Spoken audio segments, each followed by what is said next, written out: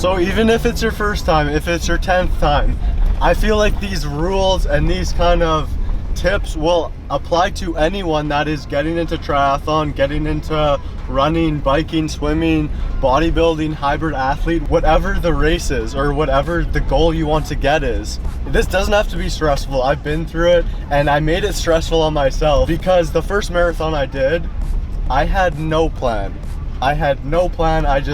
I was like, okay, I'll do a marathon 2 months away. I'll just run here and there. And obviously now as I'm training for an Ironman, it's a lot better that I have a plan, and it's obviously better because you're planning for that event and you know when that event is.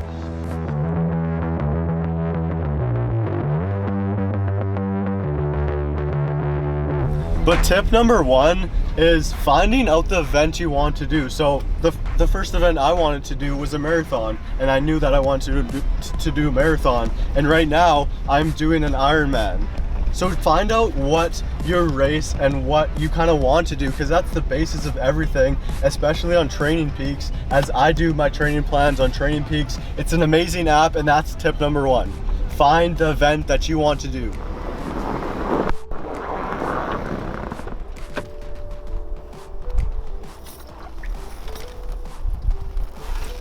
So just getting ready for this 1 hour run, probably about 13K. Just a nice little cool down run for the active rest week. But number two is knowing when your event is. So you have what race it is, or you have what race you want to do. Now you just need to know and find a date when the race is. For example, I knew that there was a marathon, I knew that there's a triathlon this date and a marathon this date. So then sign up for those. Know what event you kind of want to do that fits under your race, and then find it. Maybe if you want to travel for it, that's cool. Like I'm going to Texas, I'm up in Canada, I'm going all the way down to Texas. So really just find when the event is, and then that really sets you up for, say it's 8 weeks away.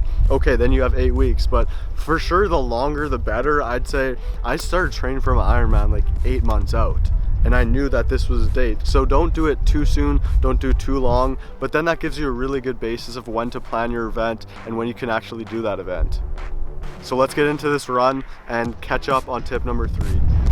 So halfway done my hour run of this active recovery week.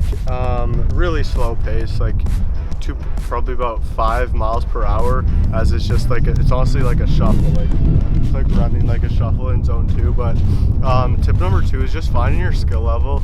Like for me, I'm an intermediate. Don't be too hard on yourself when looking at that sort of thing when you're going on Training Peaks and when you're looking to find a plan for you. Because for me, I picked intermediate because I kind of know that I'm not like advanced or I'm not beginner. So just find your thing, and it's okay if you choose beginner, it's okay if you choose intermediate, just to really get into the flow of things. If it's your first run, if it's your first marathon, or if you're a hybrid athlete like I am too. I like lift weights and I like to do that too, and Training Peaks does a great job in like giving you all the tips and all the advice for actually choosing your plan and choosing a plan that's right for you, like your hours and how available you actually are. Because if you're working a full-time job and if you're busy, you still want to get the workouts in and you still want to get done.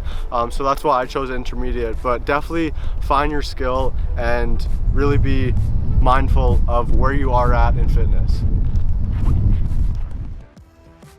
So just finished the run. It was about an hour, did around 4 miles, really slow pace on this rest week.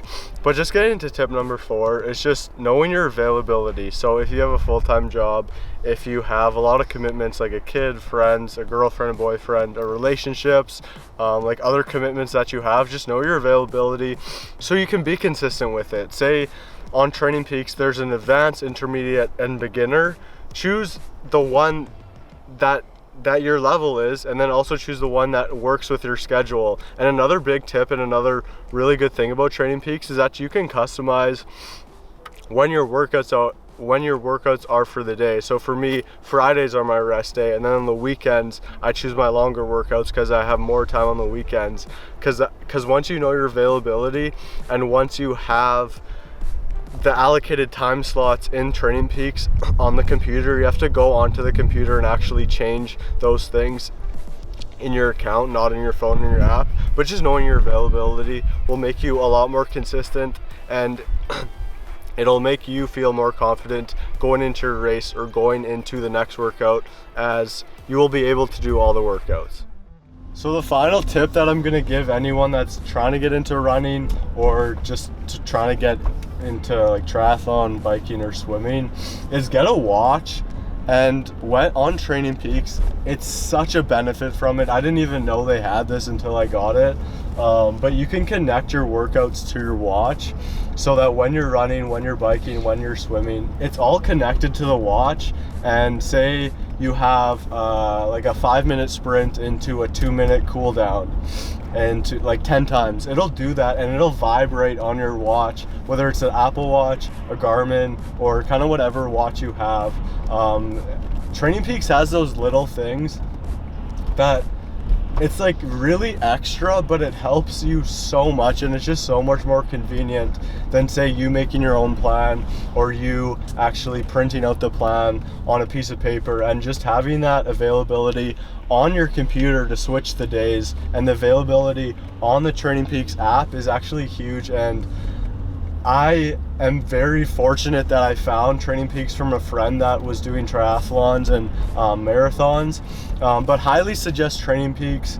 Let me know if you have any questions about how to do anything on Training Peaks, but for sure use Training Peaks if you don't have a training plan. There's thousands of templates and thousands of plans for beginner to intermediate to advanced, and to really select the availability and the event type you want. So from those five tips, I really hope that this video helped you in kind of getting your training journey started, whether it's working out, running, triathlons, Ironmans, kind of whatever your kind of thing is. But it's for sure has helped me, and I hope it helps you too, because Training Peaks is amazing, and I just want you to have the availability to do it too. So thanks for watching. Make sure to subscribe for more triathlon content, running content, motivational content, and go follow me on Instagram. Ask me any questions there regarding triathlons or anything like that. But thanks for watching, and I'll see you in the next video.